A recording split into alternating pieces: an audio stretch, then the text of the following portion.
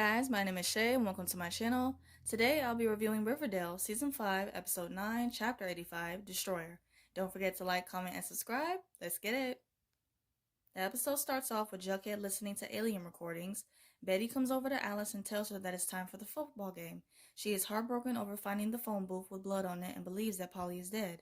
Betty tells her that Polly is still out there and that they have to wait until the FBI calls her back with the analysis. She mentions to Alice that she should get back into her support group, and Alice is drinking.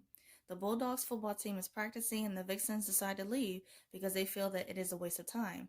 The team comes into the locker room and Veronica makes a bet with them that whoever scores first will receive 10 grand. Archie comes over to Derek and Derek says that it sucks to lose. Archie reassures him that there was no better player on that field than him.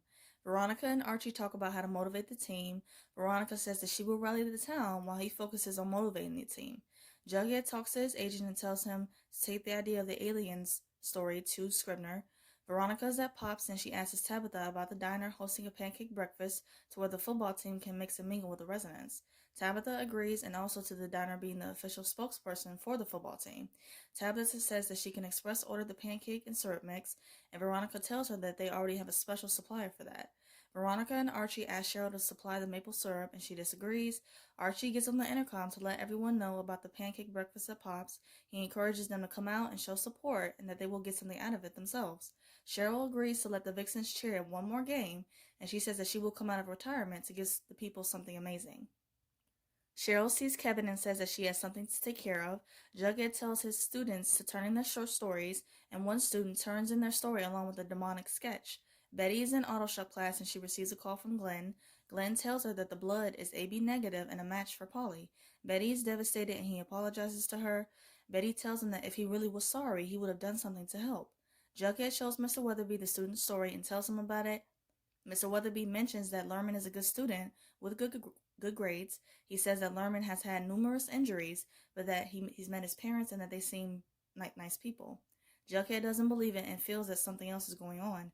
Cheryl decides to despise the syrup, and Tabitha thanks her. Archie is with Derek and his mother and is questioning him about his future. Reggie comes into the Pops and Veronica interrupts Archie's conversation and they go over to talk to him. Reggie says that he is there as a representative and asks for the Bulldogs to withdraw from the league. Reggie mentions how the team are losers, and Archie says that it's not all about winning, and Reggie leaves. Kevin is with his dad packing up his stuff from the apartment. He believes that he doesn't deserve happiness, and Tom wants to talk, but Kevin doesn't want to. Veronica talks to Hiram about trying to get the Bulldogs to withdraw from the league. She makes a wager that if the Stallions keep the Bulldogs from scoring, they will withdraw from the league. But if the Bulldogs score, Hiram has to get the commissioner to stop trying to shake the Bulldogs. Jughead class lets out, and he asks Lerman to stay behind so they can talk. He asks Lerman about his story and what inspired it, and Lerman replies that it came from a series of dreams he had. Jughead tells him that the stories about aliens are really about trauma that people have experienced, and that they are a cry for help. He asks Lerman if the story is real, and if someone has hurt him or did anything. Lerman is nervous and tells him that it is just a story and that he shouldn't have written it. Betty visits Cheryl and gets her advice on how she first felt after finding out that Jason was dead. Cheryl says that when she learned the truth, she was able to grieve for her brother. She says that from her experience, it is better to know the truth and make your peace with it. Betty is emotional and says that she doesn't know what this is going to do to Alice, and Cheryl comforts her, and I loved it. This was a sweet moment between them. Archie comes into the locker room, and the team is standing around. He asks them why they're not out in the field, and they tell him that Derek transferred to Stonewall Prep. Archie and Veronica are lying in bed, and she comes up with a plan to rally the troops and to recruit new ones. Betty comes home and tells Alice that the results came back and that the blood is not Polly's. She says that the blood was O negative and that Polly wasn't a match. Alice breaks down and she is relieved and she hugs Betty, and when she lied to Alice, I was like, no! Like, oh man, this is not going to end well. It never does when anybody has to lie. It never does. Betty comes downstairs the next morning and Alice is cooking a full breakfast and says that she is going to go back to her support group, and she is totally snapped out of her funk she was in, but granted she had every right to be in that funk because her daughter is missing. So Jughead comes into Mr. Weatherby's office and Lerman's parents are in his office as well. Lerman's parents are upset with Jughead for ambushing their child. They say that they don't want Jughead to teach him anymore, and Mr. Weatherby agrees to move him to another English class. Mr. Weatherby told Jughead that he broke protocol and that if he does one more misstep, he will be fired. Cheryl meets with Kevin and Fangs to talk about the relationship. She apologizes for causing so much drama between them, and Fangs says that her games and shenanigans brought up deeper issues between them. Fangs and Kevin get into an argument and Kevin leaves. Kevin tells Cheryl to butt out of their relationship. Betty comes to Pop's to pick up some food, and she lets Jughead know about Polly. He apologizes and says that he met someone who lives on the lonely highway. He offers to drive her to his place to get more information. She agrees. Archie and the football team are on the field. Veronica comes on the field with T-Dub, a professional football player from the New York Goliaths. Everyone is shocked, including Archie, and T-Dub gives the team an inspiring speech, and they start practicing. Archie mentions that they are still short a player and wishes that T-Dub could suit up. Veronica shows him a group of students who are willing to play. Hiram is talking to Reggie about breaking some legs, literally, and Reggie is against it. Reggie says that he will be standing with the Bulldogs and that Hiram is on his own. Jughead and Betty arrive at Mr. Dreyfus. Betty mentions that the phone book was destroyed, and Dreyfus says that he has seen it twice before back in the day. He says that Polly has had an encounter with the Mothman, and I'm like, oh geez. He goes on and on and on about the Mothman ship and says that he listens to the radio to pick up on the aliens' chatter. Betty and Jughead leave and she says that she has to get back to Riverdale. Betty comes into her room and she is feeling a bunch of emotions. She is emotional and she is having flashbacks of her conversations with Polly and everything else that has happened. Betty has this look in her eye and she grabs a gun and leaves the house. Kevin comes into the sauna and talks to a guy named Sean from LA. Kevin thinks that Sean is flirting with him and touches his leg. Sean immediately gets upset and starts punching Kevin, and it was so hard watching this. Betty is at the truck stop and she is stopping young girls from getting into the trucks. Tom gives Kevin some ice for his face, and that guy beat him up so bad. Like, ugh, it was rough. Tom mentions that even though Kevin is grown, he is terrified for him. Kevin says that he is ashamed of being gay. Tom asks him if he had done anything to make him feel that way, and Kevin reassures him that he has always loved him and accepted him. Kevin mentions that this one time his mother made some offhand comment about buying him some husky clothes. He says that in that moment he was so ashamed, and he lied and told his mother that he was going to meet Betty. He went to Fox Ford instead, and at first he didn't know that it was a cruising spot. He met another guy there, and the guy told him that he was cute, and it felt like everything that his mother had said to him was washed away. Kevin says that ever since that moment he has been cruising. He is emotional, and Tom comforts him, and I feel so bad for my baby Kevin. Like, I hate that he is hurting like this. I hate it. Betty stops another woman from getting into a truck, and she sees the same man who picked up Polly. She punches him and grabs his body. Mr. Weatherby calls Jughead and tells him that Lerman ran away and that his parents are worried. Betty has the trucker man tied up, and she is beating him up.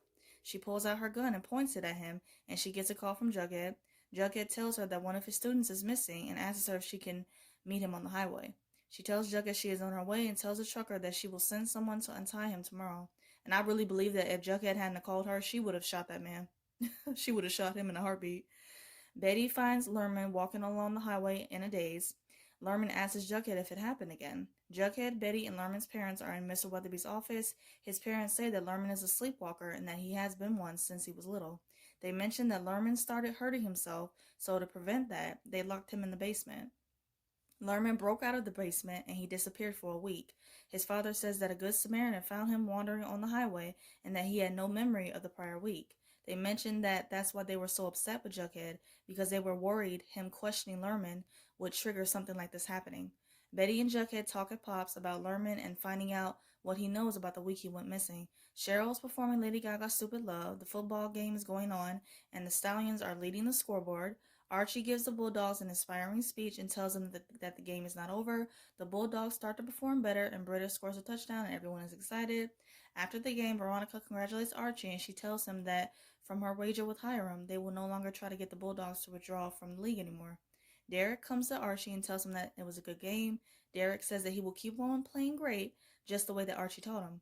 Mr. Weatherby lets Jughead know that Lerman's parents pulled him out of school. They left Riverdale and didn't leave any forwarding address or contact information. Betty comes home and finds Glenn in her living room with Alice. Alice is upset and emotional that Betty lied to her about Polly. She says that Betty gave her false hope that Polly was still out there and alive.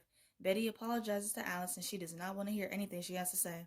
The episode ends with Glenn saying that he is taking Betty off the case and that he will be taken over, and that is so messed up. Whether you want it or not, the truth always comes out, and Betty really shouldn't have lied in the first place. She was trying to spare Alice's feelings, but she actually did more harm than good. To wrap up this video, I'm going to do 3 quick things. First, my quick thoughts on the episode. This was another filler episode. Wasn't really too much going on. The only storyline I really cared about was Betty. Like, Lily is really owning this role this season, and I'm so proud of her. Second, my thoughts on next week's promo. It looks really good. It's a mid-season finale, and I cannot wait to see it. Third, I'm going to do a quick rapid fire of the episode. My favorite scene: Betty and Jughead teaming up to find out more information about Polly. Just good times. Favorite quote: "Screw you" by Betty, because she's right. Like, Glenn really didn't do a thing to help her when it came to Polly. Favorite duo: Kevin and Tom. Their moment of Kevin telling him his true feelings of being gay and about him cruising was so emotional. And I just love their father-son relationship so much. It just warms my heart. And I'm glad that Kevin always has Tom in his corner. Favorite look: Cheryl looking good in that red jumpsuit with that high ponytail. Yes. My WTF moment: Shane beating up Kevin because he was upset that he was flirting with him. He could have easily said that he wasn't interested, or he doesn't really get down like that or whatever, but not to just be a complete douche and just beat him up like that. Like, that was so uncalled for and unnecessary. I hope you guys enjoyed my review of Riverdale. I review other shows like All American, Legacies, Good Trouble, and some other stuff. And if those interest you, please check out those videos on my channel and subscribe.